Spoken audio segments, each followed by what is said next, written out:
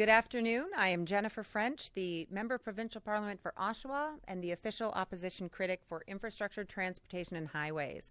I appreciate the media and community interest in the EV Ready Homes Act. The future is electric, and the future is coming, and we have to be ready for it. Ontario is not EV ready, and we are falling behind. We need a serious EV strategy to grow development, manufacturing, and the charging infrastructure. I'm a girl from Oshawa and enthusiastically support the automotive sector and the workers who are building the vehicles and the future of transportation in this province. The province is investing in electric vehicle manufacturing, and that is a very good thing. We are all glad for the good jobs and the auto workers who will build these vehicles. But Ontario needs a real EV plan so we can charge those vehicles and drive them. People who want to buy electric vehicles look around and realize that the infrastructure isn't there yet. Not on the road, not in their communities, and not at home. I want to focus on one clear solution today that is achievable. It's achievable today so we can ensure EV-ready homes tomorrow. I have tabled a motion and legislation which give us the opportunity to fix a mistake.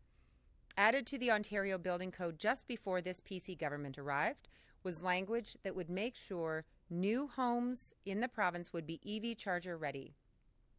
That change would have made it cheaper and easier for drivers to make the switch to electric. Unfortunately, in 2018, rather than supporting that approach that made sense to help get folks ready for an electric future, this premier removed it from the building code before it took effect. People are concerned about the lack of charging infrastructure.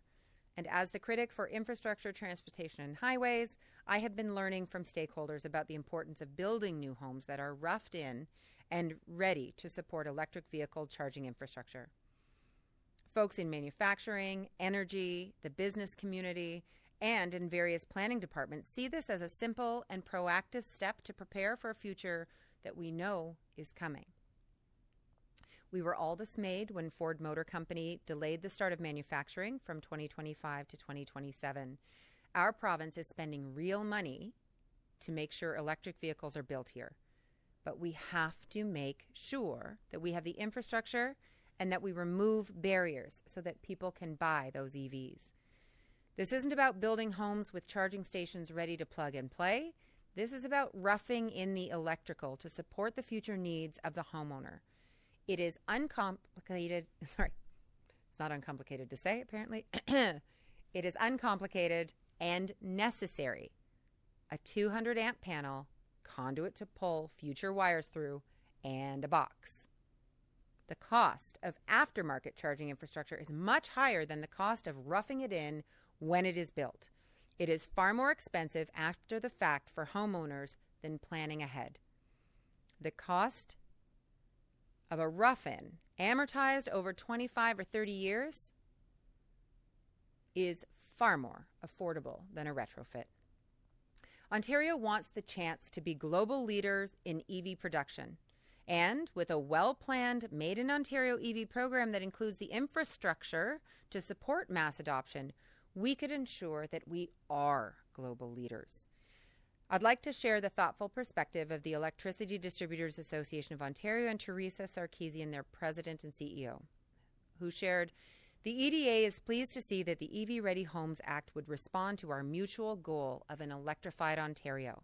Whether it's the federal government's net zero target, the province's investment in EV manufacturing, or changes in customer expectations, mass adoption of EVs is coming, and it is time to get ready.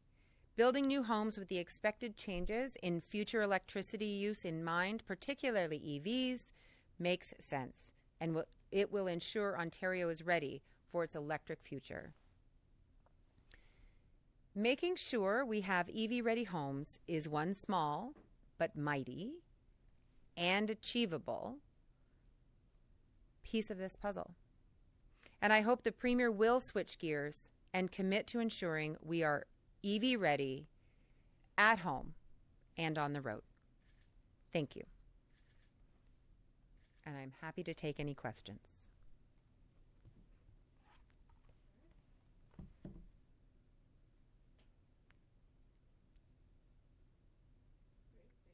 Thank you.